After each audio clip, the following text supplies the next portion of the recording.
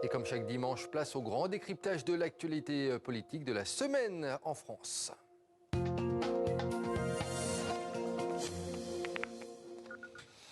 Et bonsoir Richard Verly, bonsoir. Correspondant en France du média suisse Blick. On va commencer par le rendez-vous de cet été, Richard, les Jeux Olympiques de Paris.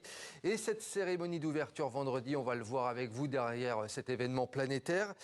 Eh bien, la politique française n'est jamais très loin. Un mot tout d'abord sur cette cérémonie que vous avez suivie, réussie et sans incident. C'était important aussi pour l'exécutif que tout se déroule sans fausse note. Alors il y a eu un incident, mais qui ne dépendait pas des organisateurs, c'est la pluie. La pluie. Parce que bien évidemment, elle a impacté tout. On ne se rend pas compte de ce qu'aurait sans doute été cette cérémonie déjà grandiose s'il n'y avait pas eu la pluie, qui a quand même pas mal gâché ce spectacle en mondovision. Ce qui est certain, c'est qu'elle a marqué les esprits. Regardez ce tableau de départ avec cet écran de fumée bleu, blanc, rouge. On a tous encore en tête Lady Gaga, Céline Dion bien sûr, Aya Nakamura et la garde républicaine, le cheval argent mécanique qui traverse la Seine. Bref, ça, ce sont des scènes qui vont demeurer de toute manière dans l'histoire scénographique des Jeux Olympiques. Ça veut dire que le pari, la barre est maintenant haut pour Los Angeles dans 4 ans. Et ça veut dire aussi que le pari de faire ça sur la Seine, c'était réussi. Peut-être une petite nuance, peut-être est-il dommage que les athlètes sur les bateaux n'aient pas davantage été au premier plan. Finalement, la scénographie est passée devant l'olympisme en tant que tel. Devant l'olympisme. Ces Jeux, ils interviennent dans un moment bien particulier, Richard Verly, avec un gouvernement français toujours en place, dans une sorte d'intérim un petit peu flou jusqu'au prochain. C'était donc dans un contexte particulier. Oui, avec une question qu'on peut se poser. Quand on entend Emmanuel Macron, à juste titre, dire qu'il a maintenu les ministres actuels parce qu'ils connaissent leur dossier, et c'est vrai que c'était nécessaire. On l'a vu avec l'énorme défi logistique de cette cérémonie, on l'a vu aussi avec les sabotages de la SNCF qui sont intervenus samedi. Bref, il fallait des gens qui connaissent leur dossier, mais dans ce cas, pourquoi avoir dissous l'Assemblée avant les Jeux Olympiques? Parce que le résultat, c'est qu'on a un gouvernement, certes, en affaires courantes, qui peut prendre des décisions, mais dont la capacité de gouverner le pays et de prendre des décisions importantes est quand même limitée, et un gouvernement qui, par ailleurs, est, il faut bien le dire, politiquement illégitime, parce qu'il n'est pas issu de l'Assemblée nationale. Et on reviendra bien entendu sur ces questions de gouvernement dans un instant. Je voulais qu'on revienne sur l'une des séquences qui a fait beaucoup parler lors de cette cérémonie. C'est celle d'Emmanuel Macron, le regard figé, et qui semblait assez crispé lors de son discours inaugural. On va peut-être voir une photo dans un instant.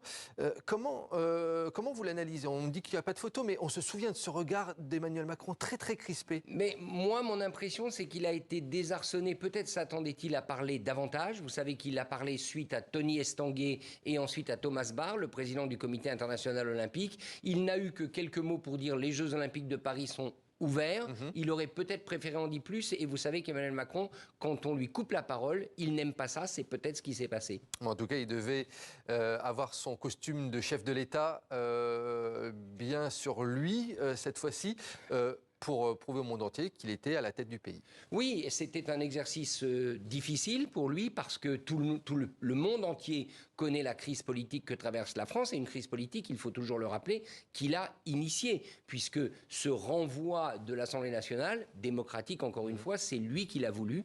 Donc c'était compliqué, il s'en est plutôt bien tiré, il a maintenu sa rencontre avec les chefs d'entreprise, vous savez, c'est quelque chose qu'il affectionne. Emmanuel Mais Macron. Sans Bruno Le Maire, le ministre de l'économie, ça c'est important de le souligner. Oui, absolument, on sent de toute manière que ce gouvernement est en transition et que pas mal de personnes sont sur le départ. Certaines sont plus présentes que d'autres, bien évidemment en fonction de leur dossier, mais ça va être difficile, à mon sens, de prolonger cet épisode en affaires courantes jusqu'aux Jeux paralympiques, voire jusqu'à la fin des Jeux paralympiques, parce que avec le retour des vacanciers, immanquablement, tout va commencer à se tendre. Et puis en marge de ces JO, Emmanuel Macron, il a également reçu à l'Élysée de nombreux chefs d'État étrangers. Ça, c'est un exercice qu'il adore.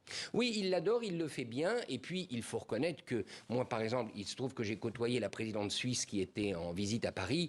C'est un moment privilégié pour tous ces dirigeants, parce qu'ils viennent soutenir leur délégation d'athlètes, ils viennent représenter leur pays, ils sont invités par le pays hôte. Donc c'est un moment qu'il a maîtrisé, c'est un moment qu'Emmanuel Macron, il voulait faire de ces Jeux la vitrine de la France. Ils le sont, ils ont commencé, ils se déroulent bien, et il faut souhaiter que ça dure jusqu'à la fin. Alors, pas de trêve politique, Richard Verly, pour les partis politiques et pour les polémiques, on peut le dire. On a vu, par exemple, plusieurs députés de la France Insoumise poster des tweets en soutien à la délégation palestinienne, mais pas spécialement à la délégation française, ou encore plusieurs personnalités de droite ou d'extrême droite pointer du doigt le contenu de certains passages de la cérémonie d'ouverture.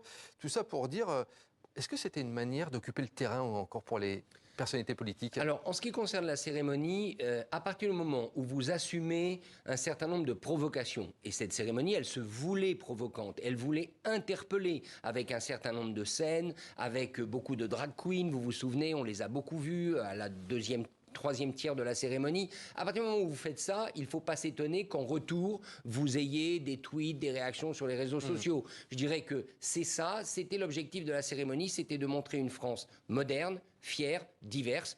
Tout le monde n'est pas d'accord avec ça, notamment du côté de la droite et de ce qu'on pourrait appeler la droite nationale populiste et réactionnaire. Ensuite, est-ce que la politique reprend ses droits? À mon avis, oui, évidemment. La trêve olympique, elle n'existe pas. Elle va exister pile ces 10 prochains jours parce qu'en plus on est au mois d'août, c'est la période d'été et que personne ne veut prendre le risque de mettre en danger ces Jeux. Mais en réalité, tout le monde fourbit ses armes pour la rentrée. Et comme je le disais, la rentrée, je la vois mal avoir lieu en septembre. Je pense que la fin août risque d'être tumultueuse. On va revenir dessus dans un instant, Richard Verlet. Richard, je voulais vous faire réagir sur une autre image qui pourrait faire sourire. Il y en a un qui fait la trêve, mais la trêve de la cravate, c'est Gérald Darmanin, puisqu'il a décidé de ne plus porter de cravate. Cela pourrait faire sourire, je le disais, mais il faut analyser les gestes. Est-ce qu'à votre avis, Gérald Darmanin a décidé de ne plus porter de cravate en prévision peut-être de la présidentielle de 2027 ?